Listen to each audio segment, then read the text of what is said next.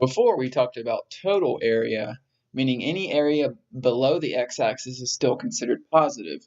The function we looked at was 1 minus x squared, and we found that if we add these three areas up, we get 4 thirds plus 4 thirds plus 4 thirds.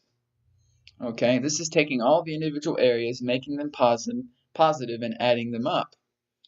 But let's ask for a second, what would happen if we consider these areas negative? For example, suppose that this is ground level.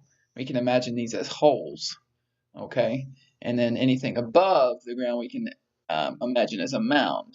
So what if we took this mound and subtracted these two holes? What would we get? This leads us to the concept of the definite integral. The definite integral considers anything below the x-axis as negative and anything above the x-axis as positive. So we can put a negative sign here and put a positive sign here.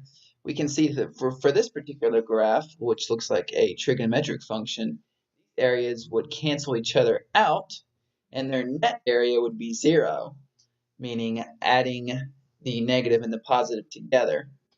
And that's what definite integral is. It's net area. Okay? Another way of describing that is signed area. So going back to the function we've been looking at, f of x equals 1 minus x squared, we can see that this area from -2 to -1 is -4 thirds, and we're going to confirm that later on. This area above the x-axis right here is +4 thirds. I'm going to go ahead and just sketch it here. And off the bat, we can see that if we were to add these two areas up, we'd get 0. However, we do have this final area down here, which is -4 thirds. If we added these three areas up, we would get -4 thirds. So the net area of this entire graph would be -4 thirds. Why?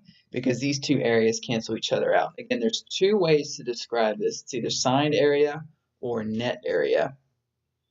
And ultimately, that is what the definite integral is when you consider anything below the x-axis as negative. So the definite integral represents the signed area of a function. This means that any area under the curve is considered negative, also known as net area.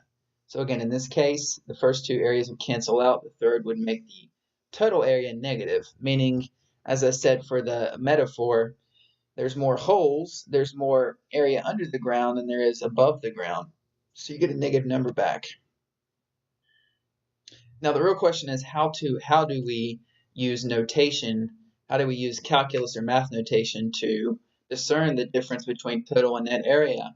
Well, for the definite integral, it's represented by this following symbol. You're going to see this a lot.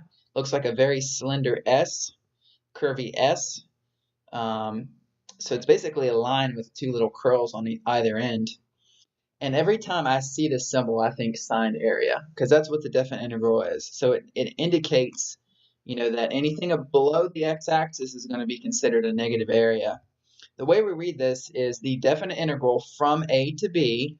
Now in the cases that we've been looking at, a is going to be the starting x value, so -2.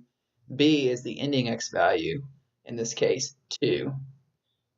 So you have to have an a and b in order to have a definite integral, okay? Without an interval, it's not definite. It's called the indefinite integral or the antiderivative, as we've already looked at. But in a little while, we'll put those concepts together and see how the antiderivative relates to the definite integral.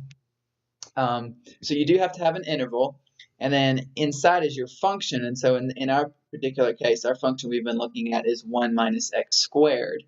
Of course, you can use any function and investigate the area between it and the x-axis. And of course, the dx means in terms of x. So that's it for the notation of definite integral. Again, this is the particular example we've been looking at.